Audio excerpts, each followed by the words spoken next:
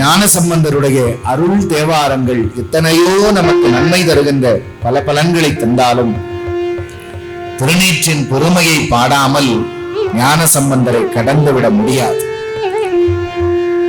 பல பதிகங்களில் திருநீற்றின் பெருமையை சொல்லப்பட்டிருந்தாலும் திருநீற்றின் பெருமையை சொல்லுவதற்காகவே ஒரு பதிகம் பாடினார்.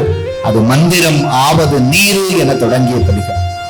அது எப்படிப்பட்ட காலம், எப்படிப்பட்ட சூழல், அதை நினைத்து பார்த்தால்தான் அந்த பதிகத்தின் பெருமை நமக்கு தெரியும்.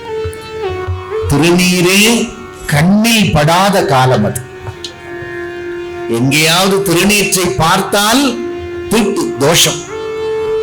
திருநீரு என்று யாராவது சொல்லுவதை கேட்டால் அது தோஷம். கண்டு முட்டு கேட்டு முட்டு என்று திருநீர் எங்கும் காண முடியாத சூழலில் திருஞான சம்பந்த பெருமான் மதுரைக்கு திக்விஜயம் செய்து மீண்டும் நம்முடைய சமயத்தை நிலைநாட்டிய பொழுது அடுப்பிலே விறகரித்து சாம்பலை கொண்டு வர சொல்லி அதில் தன்னுடைய பிஞ்சு விரல்களை பதித்து மந்திரம் ஆவது நீரே என்று பாடினார்.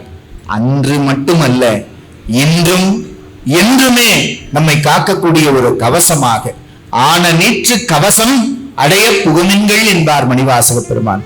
இப்படி அடியார்கள் வாழ்வில் அகத்திலும் சரி புறத்திலும் சரி, செல்வ வளங்களிலும் சரி, உடல் ஆரோக்கியத்திலும் சரி, எந்த தேவை இருந்தாலும் எந்த குறை இருந்தாலும் திருநீர் ஒன்றுதான் நமக்கு நிறைந்த செல்வமாக எல்லாவற்றையும் நிறைவாக்கி கொண்டிருக்கிறது.